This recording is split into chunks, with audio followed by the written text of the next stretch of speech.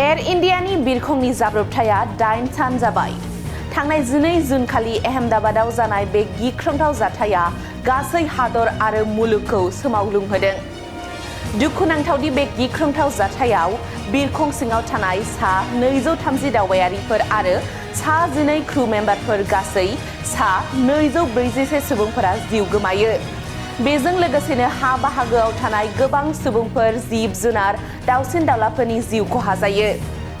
दासिमबो जाब्रबथायनि जेबो मावख'आरि गोख्रों जाहोना सोराङाव फैयाखै। दायो नायबिजिरनाया सोलिगासिनो दङ। दासिम भारतनि AAIB, ब्रिटेननि AAIB आरो आमेरिकानि NTSB आ बे जाथायनि नायबिजिरनायाव लोब्बा जानानै दङ। बे गिख्रंथाव जाथायखौ लानानै बयनिबो गोसोआव गोबां सोंथि सिखारदों। बयनिख्रुइबो देरसिन सोंथिया बेनो दि एसेबां गिदिर जाथाया माबोरै जाखो? बे जाब्रबथाया खालि आरोंदायारि फेलें जानायनि थाखायल'मोन ना बेनि आन्दोआव माबा गिदिर फावफान्दायनाय दंमोन?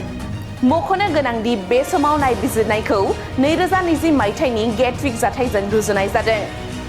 थांनाय 12 जुनाव अहमदाबादनिफ्राय लन्दन गेटविकसिम एयार इन्डियानि फ्लाइट AI-171 नि जाब्रबथायखौ नायबिजिरग्राफोरा फेब्रुआरिनि 2020 मायथाइयाव गेटविकआव जानाय मोनसे जाथायखौ खाथिनिफ्राय नोजोर होगासिनो दं होननानै मिथिनो मोन्दों, जेराव मोनसे एयारबास A321 आ टेकअफनि दान्दिसे उनावनो मोन्नैबो इन्जिनआ गाज्रि जादोंमोन।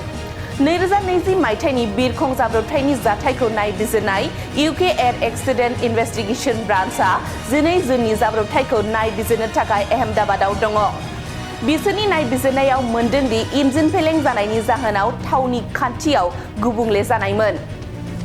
नाथाय इन्जिनियारफोरा बै मोनायाव बिरखंनि थाखाय गनायथि होनायनि सिगां जेबो गोरोन्थि मोनाखैमोन।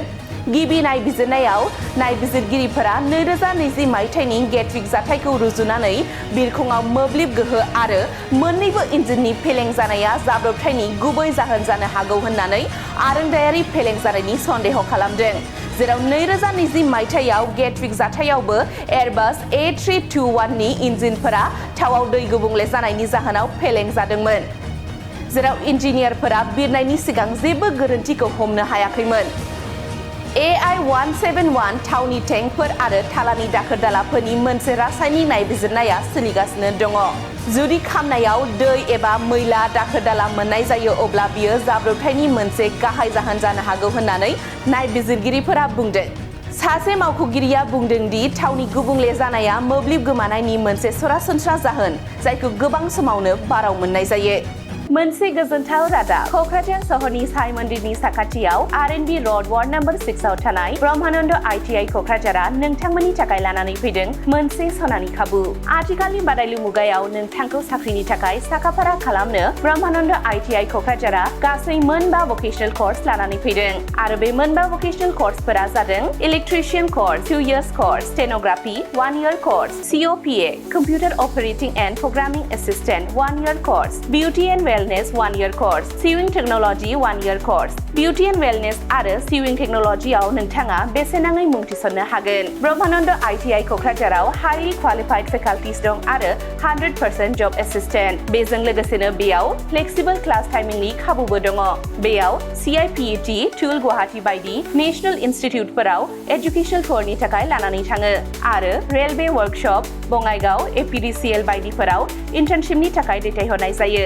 आबुङै मिथिनो थाखाय ब्रह्मानन्द ITI क'क्राझाराव थांनानै एबा 9101325849 एबा 863868324 मबाइल नम्बराव कल खालामनानै सोलाद लानो हागोन।